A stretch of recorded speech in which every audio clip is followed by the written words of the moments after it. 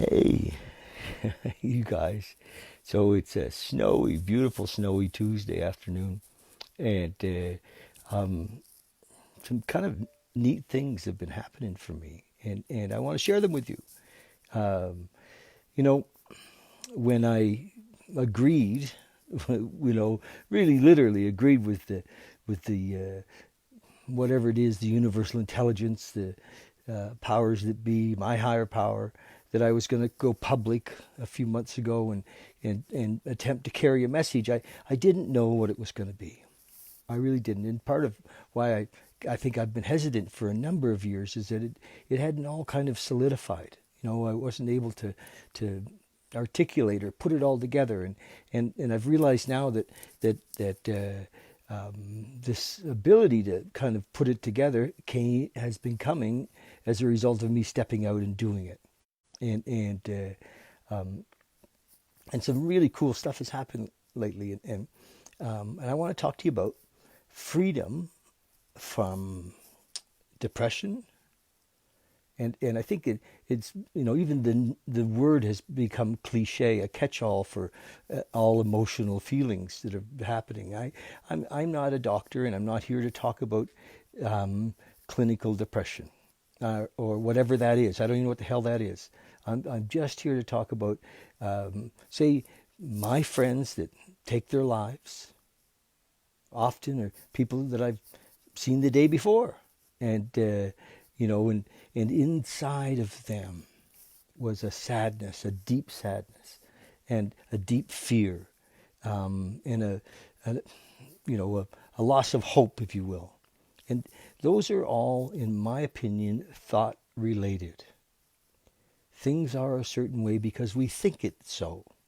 And we can get trapped in the idea that things are a certain way, hopeless, or that there's no use, or that it's never going to work, or those kind of thoughts. So what's been happening for me is that I've never been looking at that side of things most of my life. I've been looking at, because I guess I came from there, I haven't been, never really analyzed that side of it. I've been focused for the last 40 years on how do I, well, I just want to feel better. How do I feel better? And how do I have my life be more meaningful? How can I make a difference? And how can I feel this connection to this elusive higher power, because I've never been a real religious guy, although I've studied all the faiths, many of them, different Eastern religions, Christianity, of course. I've read the Book of Mormon. I mean, I've done a lot of research, local indigenous practices. I've been to hundreds of sweat lodges, and I've done a lot of things looking for this connection. And what I haven't done really is examined in depth the thoughts that keep me in my space of, examine in depth my thinking. So when I started this series recently, hi JR, hi Sarah, hello Bev, when I started this series recently, and we started to look for the things that keep us out of the moment, and or keep us in fear or in depression or in a hopeless state of mind and body. What are those things? And so some of the things that we've examined so far, I mean, they're thinking things, right? The things happened in here, they're thoughts. And they're not some mystical thing. There's no hand of God who said, oh, you're going to be depressed. And I'm not talking about if there's a chemical imbalance. I'm talking about, what's happening inside of my thinking process. And that for the most part, I have been unconscious. And for the most part, we're all friggin' unconscious. We're not watching. We're not watching ourselves. So let's look at complaint, which was the first thing I got to discuss in my series. And if you go back and look at those videos, we talked about complaint, the subtleties of complaint, The, oh, I'm not good enough kind of complaint. This, uh, it's never going to work out kind of complaint. The I'm too short, or I'm too fat, or I'm too, I'm not pretty enough, or I'm not smart enough, or I didn't go to high school. All of these are complaint. And when I'm in complaint, obviously things are, life is going to be what I'm complaining about. So complaint was really, really good to. Now, so my suggestion is, how do we get out of complaint? Who here would like to be out of complaint? Fuck everybody. Wouldn't it be great, if you weren't in complaint? There's always going to be things to complain about. So that won't change. There's a million people in Calgary probably complaining about the roads today and the weather and the snow and all of that. People like to do that. And I had a guy call me and he said, oh, somebody bumped me in the parking lot. And he was so mad. He was so mad. I said, did he hurt your car? He said, I think so. It was like a 2-kilometer bump in the parking lot. They were sliding, and so he was deep in complaint and lost in it. So because he's unconscious, because we are unconscious. So be conscious of complaint. When we have consciousness, and this is the trick, when we are aware of it ourselves, not because somebody else has pointed it out, although that can help. When we're aware of our behaviors, they change. We see it. We recognize that, it's not our preference to be a complainer. We'd like to actually not be a complainer. But we think that things have got to change outside of us for us to stop being a complainer. Well, bullshit. When we stop complaining, things start to change outside of us. Because the universe gives us what we want, what it hears us talking about. So complaint is one thing. Bring our consciousness to complaint. The other thing that we've talked about so far in our series, and these are Monday nights, and they're on video, you can watch them. The second week we talked about story making. So because of our beliefs about ourselves, we make up stories about everything. I mean, we're generally selfish and self-centered. So everything that happens is about us. It's snowing today. It's got something to do with you, right? Bullshit.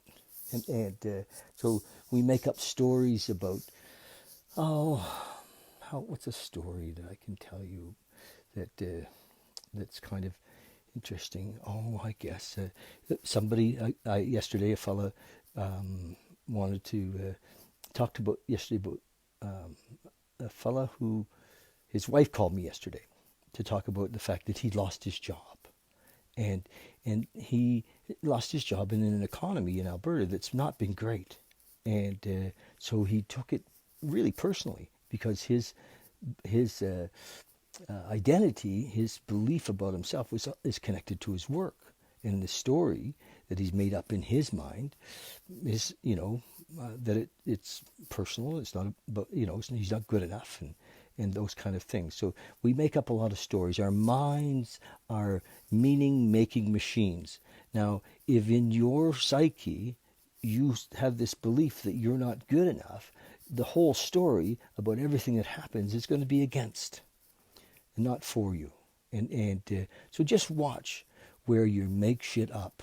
I have an example. I was in Bali years and years and years ago, and this fellow was talking about projection, which is really like storytelling, and he said, look at the eagle flying over. And then the story was there was two men that were walking, and they saw the eagle flying over, and one of them said, wow, he really looks angry. Now isn't that, eagles don't look angry, but it was his story. It was what he made up, and we could do it when somebody goes by us in the road in a car. We can do it. So we're caught in story making, and story making keeps us at a low vibration because we're generally not making up stories that life is going to be, oh my God, so good. We're making up stories that life is not for us or that is against us. So just watch that. These are the ways. When we become conscious, there's no other way out of this but through consciousness. I mean that. There is no other way out of this. You can't go to the doctor and take a pill. to change your life. Only consciousness will change your life. And you can't, even if you're on your knees praying every day, pray for consciousness. Pray for awareness. Pray for the ability to see what's happening around you. Pray for teachers. Pray for the right books so that the books will show you how your thought patterns. And I have my recommendation is Eckhart Tolle's A New Earth. Amazing, amazing. And then yesterday we talked about identity. So these are all things in the mind that keep us in a low vibration. We're generally identified with things outside of us. So we're not really us. Who are we? Tell me who you are, right? Tell me who you are. Sarah, who are you? You know, are you a mother? You know, those are things that you do, or, you know, it's not who you really are. And you know, we identify so strongly with things like where we work. I've done it. Oh my gosh, I've done it. You know, I remember I used to be, I was talking about this last night, so identified with being a Harley guy. I rode with the boys, you know, and I was quite identified with it. And people go deep into their costumes so that they can make their identity by what they're wearing, you know, their jacket of their favorite sports team. I'm a Flames fan. That's who I am. You know, I love the Flames, that kind of a thing, you know. And that's not, I'm not a Flames fan, but I don't feel identified with any particular sports team, but that's what people do. So those are things that keep us from being who we are. So just watch that we don't identify too strongly. You know, I have a friend he's the cigar smoker. You know, he's the cigar guy, you know, and whatever. You know, let's not identify too strongly with whatever we're doing. Maybe, you know, we're committing our life to a certain style of work. And when the work changes, as it will, and it does, we're lost because we have no foundation. We're attached to identity. So those are just three things to be conscious of. Consciousness is the road out. It's the road to freedom. Be conscious. Be here now with what's happening and observe. Observe the mind. And when you meditate, practice the same thing, observing the mind. And remember, the mind is a tool. It's an amazing tool. We need the mind. You know, it's beautiful. Where would we be without? Just watch, though, because it kind of runs rampant. And there's no master if you're not it. You know, so we're going to talk more in the future about, you know, the need to be right. We're going to talk about lots of things that are happening here. And it's through becoming aware, through becoming conscious, through bringing attention to these things that they shift.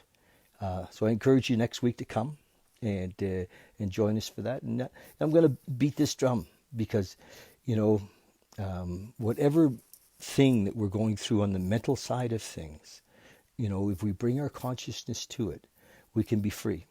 We can be free. And I don't care, you know, like I said, I'm not a doctor and I'm not competing with your doctor's opinion. And if taking drugs is working for you, you know, great. You know, if affirmations are working for you, great. You know, whatever's working for you, super. My experience after 40 years of, you know, either medicating, and I medicated with drugs and alcohol for quite a while in my younger years, or, you know, working really hard so that I could have an identity, you know, or being in a relationship so I could have an identity. I've recognized that none of that stuff has any, it isn't strong enough. It isn't foundational. And being present, being in the moment, being conscious of what's happening in ourselves is the answer.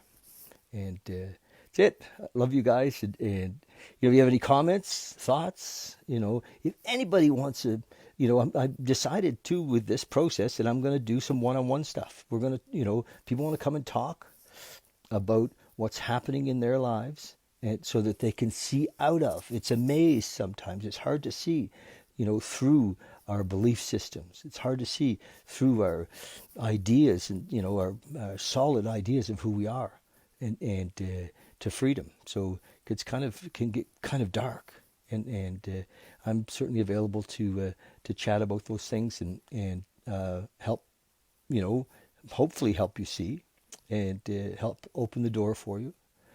And but it's work, and it's not that comfortable. But it sure beats living in depression. It sure beats living in fear. It sure beats, feeling hopeless. Sure beats being lonely, because we're lonely when we're in our mind with our stupid ideas. I know that. I've been there. I know it so well. Love you guys so much. Thanks. Thanks. Talk to you soon. Bye.